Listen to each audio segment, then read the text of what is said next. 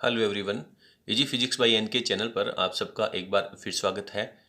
Chapter number 9 का एक महत्वपूर्ण टॉपिक, समरूप चुंबकीय क्षेत्र में घूर्णन करती धातु की चकती। पिछले वीडियो में आपने एक धातु की छड़ पढ़ा था, आज अपन एक धातु की चकती पढ़ेंगे। चकती का नाम लेते ही आपको इसका जो डायग्राम है, इसकी जो स्ट्रक्चर है वो दिमाग में आ गई होगी। जिस तरह से अपनी रोटी की बनावट जो होती है, यानी वृत्त के आकार का होगा, बहुत पतला होगा और बिल्कुल बीच में कहीं से भी खाली नहीं होगा। तो घूर्णन करती धातु की कोई चकती है, उसमें उत्पन्न होने वाला प्रेरित विद्युत वाहक बल कितना होगा। टॉपिक शुरू करने से पहले अपन एक बात पे चर्चा करना चाहेंगे। आपको अलग अलग टॉपिक्स के अंदर जो चुंबकीय क्षेत्र लिया गया है, इसकी दो तरह की स्थितियां हैं। कुछ बिंदुओं में चुंबकीय क्षेत्र है वो समरूप है और कुछ बिंदुओं में असमान चुंबकीय क्षेत्र लिया गया है। तो टॉपिक को शुरू करने से पहले आप इस बात को बहुत अच्छे से कंफर्म कर लें कि आपको दिया गया चुंबकीय क्षेत्र किस तरह का है। तो यहाँ पे अपने को समान चुंबकीय क्षेत्र दे रखा है। तो उस समरूप चुंबकीय क्षेत्र में एक एल त्रिज्या की कोई चकती है, वो ओमेगा कोणीय वेग से घूर्णन गति कर रही है। और यहाँ पे जो चुंबकीय क्षेत्र ले रखा है उसको अपन ने क्रॉस के द्वारा प्रदर्शित किया है, जो पृष्ठ के लंबवत अंदर की तरफ होगा। और इसकी जो तीव्रता है इसको अपन बी वेक्टर से प्रदर्शित कर देते हैं। तो ये जो चकती है वो अपने केंद्र O के सापेक्ष घूर्णन गति करेगी। इसका कोणीय वेग ओमेगा आपको दे रखा है और इसकी त्रिज्या जो L है वो भी अपने को यहाँ पर दे रखी है। तो इस चकती में उत्पन्न होने वाला प्रेरित विद्युत वाहक बल अपने को कैलकुलेट करना था। कल के वीडियो में, पिछले वीडियो में जब आपने समान चुंबकीय क्षेत्र में धातु की छड़ की घूर्णन गति पढ़ी थी, उस समय उस छड़ के किनारों पर उत्पन्न होने वाला जो प्रेरित विद्युत वाहक बल है उसका फॉर्मूला पढ़ा था आपने, 1/2 B omega R square. R का मतलब है उसकी त्रिज्या, उसकी लंबाई का स्क्वायर। और बाद में अपन ने जब उसके क्षेत्रफल को कन्वर्ट किया था तब अपने पास फाइनल जो फॉर्मूला आया था उसको अपन ने लिखा था बी ए एफ। बी है चुंबकीय क्षेत्र, ए है उसके वृत्ताकार पृष्ठ का क्षेत्रफल और ए एफ जो है वो उसकी आवृत्ति है। तो सेम उसी तरीके से आज के इस टॉपिक को अपने को पढ़ना है। तो सबसे पहले जो जो बातें अपने को दे रखी हैं उनको अपने को यहाँ पर लिख लेना चाहिए। सबसे पहले अपन चुंबकीय क्षेत्र के बारे में लिखेंगे, उसके बाद में चकती की त्रिज्या के बारे में लिखेंगे और फिर ये कोणीय वेग से घूर्णन गति कर रही है इसको लिखेंगे। चलिए पहले लिख लेते हैं। तो यहाँ पर बहुत ही शॉर्ट फॉर्म के रूप में अपन ने लिखा है कि पृष्ठ के लंबवत अंदर की ओर समरूप चुंबकीय क्षेत्र बी सदिश है।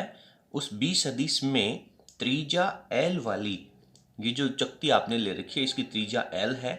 त्रिज्या एल वाली धातु की चकती कोणीय वेग ओमेगा से घूर्णन गति कर रही है। तीनों बातें अपन ने यहाँ पे शॉर्ट फॉर्म में लिख दी है।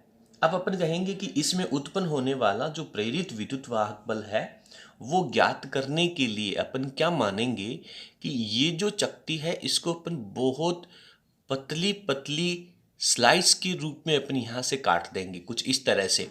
यानी छोटे छोटे टुकड़े बनेंगे, इसके धातु की छड़ें बन जाएंगी। और वो एक जो धातु की छड़ है उसको लेकर के उसके किनारों पर प्रेरित विद्युत वाहक बल अपन निकाल लेंगे। और उसको निकालने के बाद में सारी की सारी धातु की जो छड़ें हैं उनके सिरों पर जो प्रेरित विद्युत वाहक बल है वो समान है, एक ही तरह का है। और आप लोगों ने इससे पहले के चैप्टर नंबर 5 में जब सेलों का संयोजन पढ़ा था तो आपने देखा था कि यदि एक ही विद्युत वाहक बल के बहुत सारे सेलों को यदि समांतर क्रम में जोड़ दिया जाए तो उन सारे सेलों का जो परिणामी विद्युत वाहक बल है वो एक सेल के विद्युत वाहक बल के तुल्य रहता है। तो यहाँ पे ये जितनी भी छड़ें बनेंगी, हर एक छड़ के किनारों पर उत्पन्न होने वाला विद्युत वाहक बल कल के वीडियो में अपन ने पढ़ा था, वहाँ से डायरेक्ट यहाँ पर अप्लाई करेंगे। आज अपन इसको दोबारा प्रूफ नहीं करेंगे, दोबारा कैलकुलेट नहीं करेंगे, ठीक है।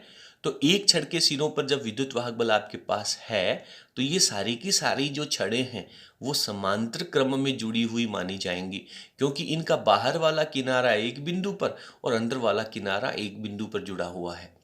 और जब ये समांतर क्रम में जुड़ी हुई हैं तो सबका मिलाकर के यदि तुल्य विद्युत वाहक बल निकाला जाएगा तो वो इस एक छड़ के विद्युत वाहक बल के ही बराबर होगा। तो इस तरह से इस चकती के अंदर उत्पन्न होने वाला जो विद्युत वाहक बल है वो कल के वीडियो में जो धातु की एक छड़ के सिरों पर उत्पन्न होने वाला विद्युत वाहक बल था उसके बराबर हो जाएगा। ठीक है, तो कहानी इसमें कुछ भी नहीं है। परीक्षा में ज्यादातर ये प्रश्न भी पूछा गया है, हालांकि इस प्रश्न की इतनी ज्यादा विशेष उपयोगिता नहीं है।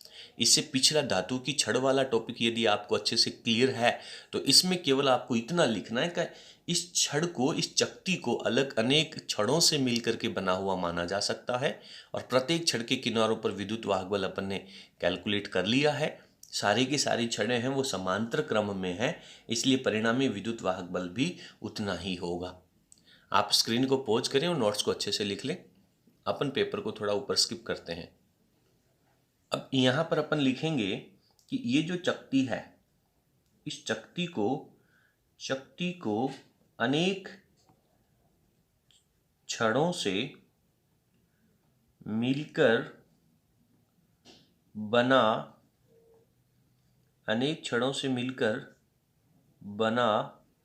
मान सकते हैं। अनेक छड़ों से मिलकर बना मान सकते हैं, जिसका एक किनारा कहाँ होगा? सभी का। जिसका एक किनारा जो है वो परिधि पर होगा। परिधि पर वह जो दूसरा किनारा है वो कहाँ होगा? वो इसका केंद्र पर रहेगा। दूसरा किनारा केंद्र O पर रहता है। इजी है, बहुत क्लियर है। ये जो छड़ें हैं उनको मिल करके जो अपन ने इनकी बनावट को तोड़ा है उसके बारे में अपन ने लिख दिया है। तो यहाँ पे अपन लिखेंगे कि प्रत्येक छड़ पर रहता है, प्रत्येक छड़ पर उत्पन्न विद्युत वाहक बल, प्रत्येक छड़ पर उत्पन्न विद्युत वाहक बल कितना हो जाएगा? कल के वीडियो में आपने पढ़ा है, अच्छे से क्लियर किया है। E is to 1/2 B omega R का स्क्वायर। आर क्या थी? उसकी त्रिज्या, और यहाँ पे त्रिज्या को क्या लिख दूं मैं? एल लिख देता हूँ। तो बी ओमेगा एल का स्क्वायर लिख देता हूँ। और इसको अपन ने एंड में जाकर के जिस फॉर्मूले के रूप में कन्वर्ट किया था वो था अपना बी ए एफ, और एफ क्या है? इसकी आवृत्ति है। चूंकि सभी छड़ें हैं वो समान विभवांतर के ऊपर जुड़ी हुई हैं। अब अपन ने एक छड़ के बारे में लिख लिया, अब अपन आगे लिखते हैं चूंकि सभी छड़ों पर उत्पन्न विभवांतर कैसा है? समान है। अतः सभी छड़ें किस क्रम में जुड़ी हुई हैं? सभी छड़ें किस क्रम में? समांतर क्रम में जुड़ी हुई हैं। समांतर क्रम में जुड़ी हुई हैं। ठीक है, इसलिए परिणामी विभवांतर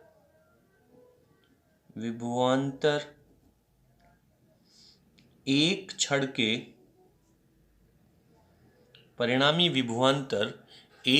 के सिरों पर उत्पन्न विद्युत वाहक बल के तुल्य होगा। एक छड़ के सिरों पर उत्पन्न विद्युत वाहक बल के तुल्य होगा। क्लियर है? ये बात अपन चैप्टर नंबर 5 में पढ़ के आए हैं। तो परिणामी विद्युत वाहक बल कितना हो जाएगा?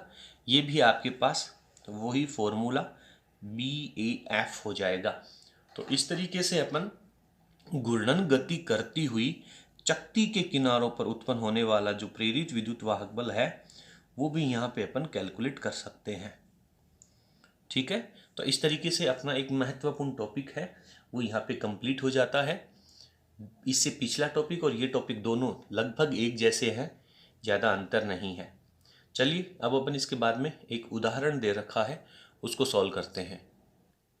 देखिए उदाहरण नंबर 13 बुक के पेज नंबर 206 पे लिखा है, एक धात्विक ग्रामोफोन है, उसकी चकती का व्यास अपने को दे रखा है और व्यास को अगर अपन त्रिज्या के रूप में बदलना चाहेंगे तो आधा कर लेंगे।